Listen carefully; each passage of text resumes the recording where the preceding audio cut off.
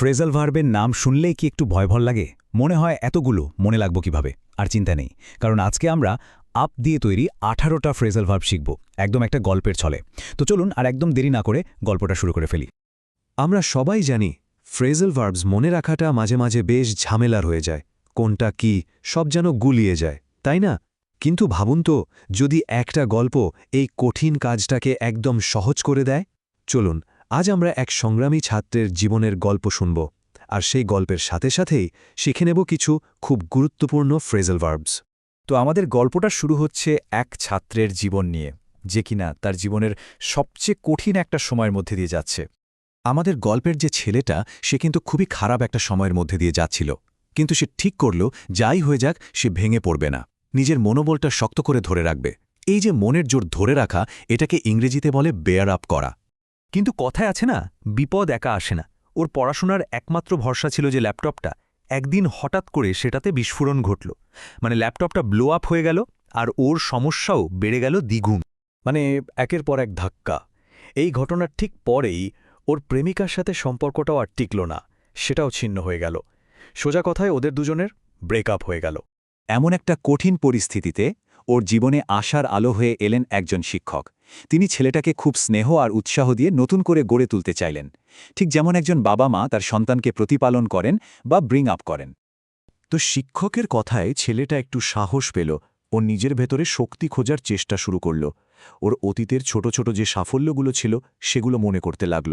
এই যে পুরনো ভালো স্মৃতি মনে করা, এটাকে বলে কল আপ করা। আর ঠিক তখনই ওর মাথায় যেন বাজ পড়ল। ও বুঝতে পারল যে আরে ও তো অনেক পিছিয়ে পড়েছে, ওকে খুব তাড়াতাড়ি অন্যদের নাগাল ধরতে হবে, এই নতুন পরিস্থিতির সাথে নিজেকে মানিয়ে নিতে হবে, আর পড়াশোনার যে ঘাটতিটা হয়েছে সেটাও পূরণ করতে হবে। মানে এক কথায় ওকে ক্যাচ আপ করতেই হবে। আর এটাই ছিল ওর জীবনের একটা টার্নিং পয়েন্ট। এই জায়গা থেকেই ও ঠিক করল যে না, আর এভাবে নয়, ও ঘুরে দাঁড়াবেই। চলুন দেখি এরপরও কি করল।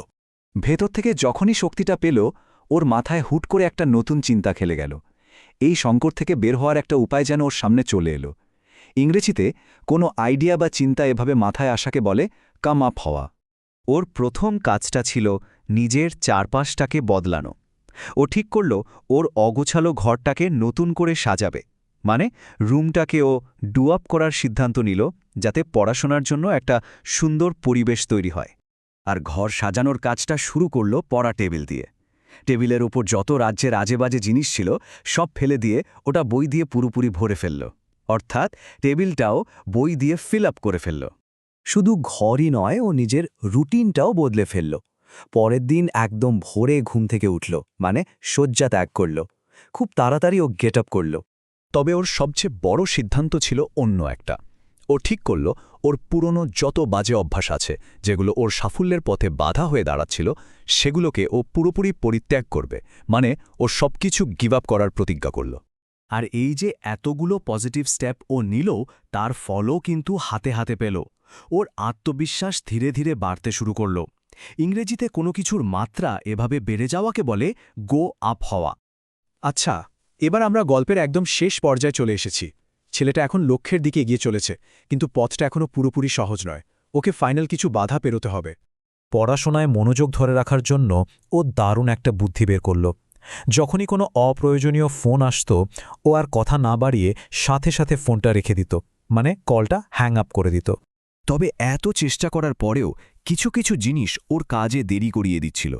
মানে কিছু অপ্রত্যাশিত ঘটনা ওর কাজকে হোল্ড আপ করছিল। কিন্তু এবার তো ও আর দমে যাওয়ার পাত্র নয়। তার মানে আসল কথা হলো, যাই হোক না কেন, ও ওর নতুন ভালো অভ্যাসগুলো বজায় রাখার ব্যাপারে একদম দৃঢ়প্রতিজ্ঞ ছিল।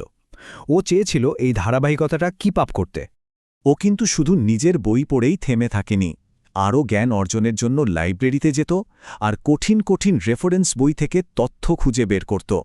যে কোনো অজানা বিষয় ওর লুক আপ করে নিজের জ্ঞানের ভাণ্ডারকে আরও বড় করছিল। আর এই সব কঠোর পরিশ্রম আর চেষ্টার পরে শেষ পর্যন্ত ও নিজের জন্য একটা সুন্দর জীবন তৈরি করতে পারল। ওর জীবনটাকে নতুন করে মেকআপ করল। আর ওর এই পরিশ্রমের চূড়ান্ত ফল দেখা গেল ওর রেজাল্টে। ওর সাফল্যের হার খুব দ্রুত গতিতে বাড়তে লাগল। ওর সাকসেস রেট রান আপ হতে শুরু করল। ওর ঘুরে দাঁড়ানোর গল্পটা শেষমেশ সার্থক হল। তাহলে দেখলেন তো, একটা সাধারণ গল্প কিভাবে আমাদের 18টা কঠিন ফ্রেজেল ভার্ব প্রায় মুখস্থ করিয়ে দিল। বেয়ার আপ থেকে শুরু করে রান আপ পর্যন্ত এই ছাত্রের পুরো জার্নিটা আমাদের প্রত্যেকটা শব্দের অর্থ মনে রাখতে সাহায্য করবে। এই দেখুন, এখানে সবগুলো শব্দ একবারে দেওয়া আছে। আচ্ছা, এই পুরো গল্পটা শোনার পর কোন ফ্রেজাল ভার্বটা আপনাদের সবচেয়ে বেশি মনে থাকবে বলে মনে হচ্ছে? ছাত্রটির কোন কাজটা আপনাদেরকে সবচেয়ে বেশি অনুপ্রেরণা দিল? একটু ভেবে দেখবেন কিন্তু। আজ এই পর্যন্তই।